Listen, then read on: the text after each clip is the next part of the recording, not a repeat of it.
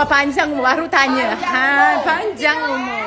Panjang umur artis. Artis Host kita baru nak sampai. Malam ni agak apa? Ya, baru nak sampai. Kita suara macam ni. Tak, kita orang lama tak jumpa. Excited. So,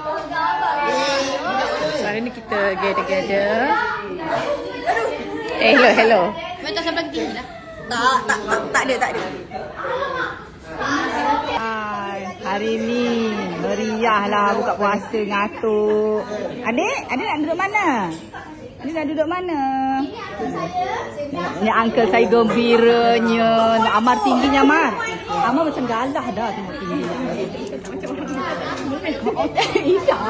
Ini ketinggian model ni.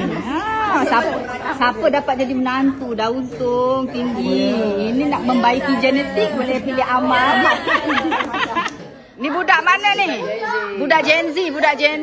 Ni budak Gen Z ya. Ini paling pendek dah.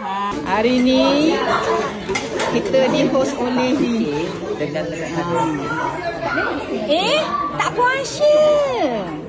Hai. Abela kena bully dengan Ke Syukri Abela. Kita ada influencer. Makan tu je tadi. Kuih je. Tak, bertiga ni memang mana je. Seorang di kumbang tepi ni. Ya Man. Seorang di kumbang. Mana kambingnya Man? Kat sana. Macam anak buah ni. Anak aku seorang terselik situ tu. Ngatuk ah. The crowd was set up by students. It wasn't by like yeah. I saw that's the crazy part. He was like it was a troll. It wasn't even real. Yang ni berdua je. Dia ngatuk ah.